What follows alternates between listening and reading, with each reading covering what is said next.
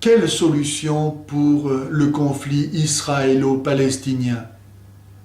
Répondre à cette question implique de reconnaître que l'histoire de l'État juif d'aujourd'hui est inséparable de l'histoire du peuple juif, vieux de près de 4000 ans, et lui-même inséparable de l'existence de Dieu.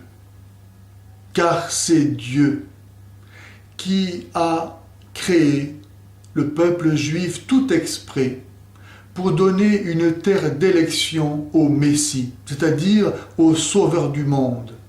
Une terre d'élection, c'est-à-dire une société humaine pure de tout culte rendu aux démons, et ayant un degré d'élévation morale et spirituelle, une connaissance de la vérité de Dieu et de sa volonté, de l'homme et de sa destinée, suffisant pour reconnaître, accueillir et donner le Messie au monde.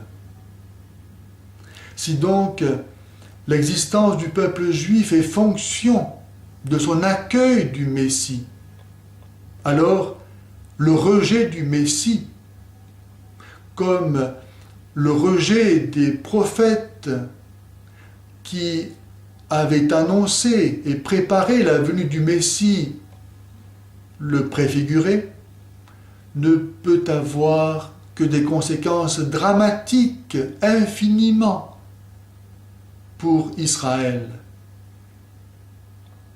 Mais qu'y a-t-il donc de si impossible à croire que Jésus de Nazareth soit Dieu fait homme, puisque déjà les Juifs, comme les musulmans, croient que Dieu a parlé par l'humanité des prophètes.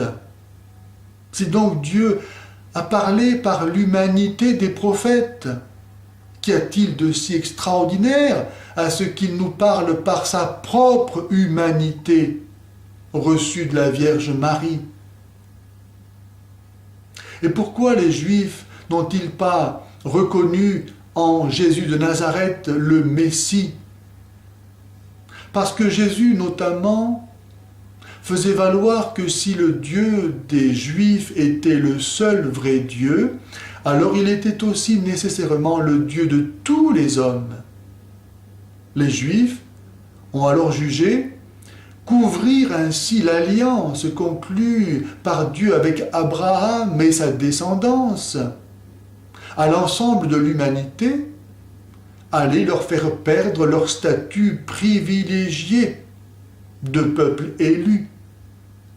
Si tous les hommes sont élus dans la foi d'Abraham, en quoi pourraient-ils continuer à se distinguer du reste de l'humanité? En quoi seraient-ils encore supérieurs?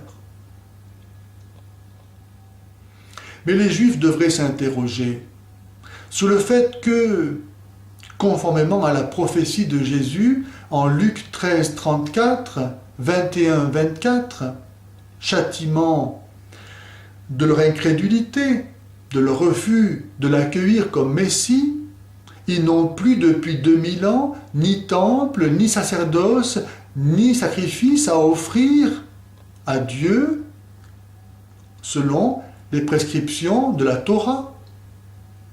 Ils n'ont plus de prophète depuis 2000 ans. Qu'est-ce que cela veut dire? Sinon que tous les sacrifices de la loi ont été accomplis dans le sacrifice de Jésus sur la croix. Sinon que Dieu leur a tout dit dans l'enseignement de Jésus, en sorte qu'il n'a plus rien à dire. Cet enseignement qui est donné aujourd'hui par l'Église au monde entier. Qu'est-ce que cela veut dire? Sinon que la promesse faite à Abraham d'avoir une descendance aussi nombreuse que les étoiles du ciel et les grains de sable au bord de la mer a été réalisée par le don de l'Esprit Saint à ceux qui renaissent de l'eau et de l'Esprit en vertu de la mort et de la résurrection de Jésus, à la vie nouvelle, spirituelle et divine. De sorte qu'aujourd'hui, dans le monde entier, des hommes et des femmes vivent de la foi d'Abraham et sont ses vrais enfants. Face au judaïsme qui ne se définit plus aujourd'hui dans la théologie chrétienne que par son refus du Christ, se dresse l'islam, miroir grossissant et menaçant du judaïsme. Tout comme le judaïsme, l'islam refuse la conception trinitaire du monothéisme chrétien. Tout comme le judaïsme, l'islam met sa confiance dans ses pratiques religieuses. Tout comme le judaïsme, l'islam n'a que mépris et haine pour tout ce qui n'est pas lui. Tout comme le judaïsme, l'islam refuse Jésus-Christ, Dieu fait homme, pour le salut des hommes. Et parce que être juif, c'est avoir du sang juif. D'ailleurs, à ce sujet, les juifs pourraient voir dans la Shoah une invitation de Dieu à s'interroger sur le bien fondé d'une pensée faisant de la race le principe de supériorité de l'humanité. Parce que donc, être juif, c'est avoir du sang juif.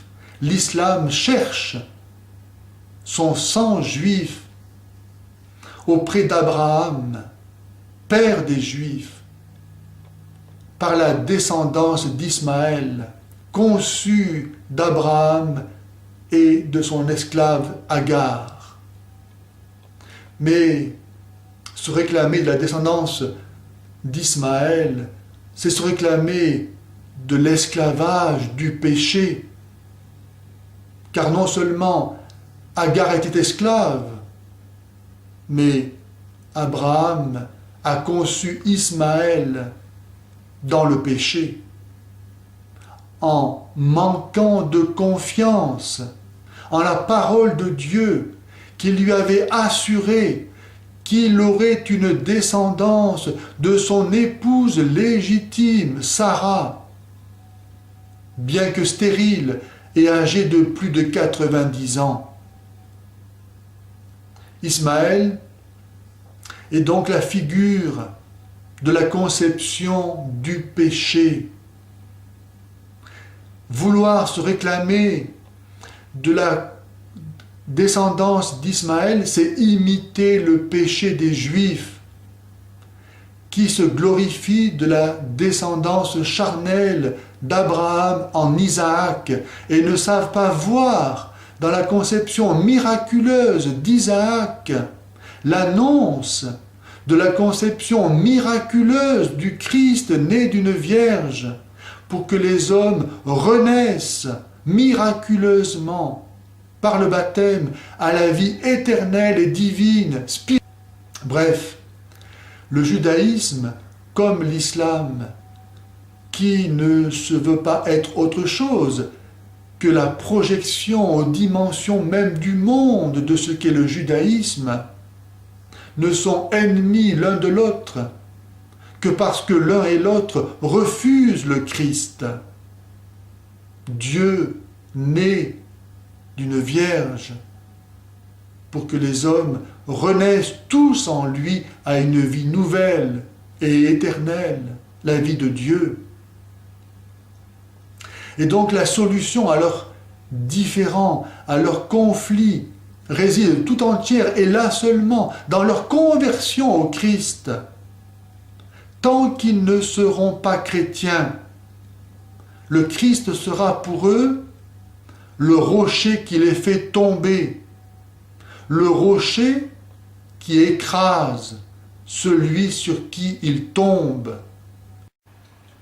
Luc 20, 18.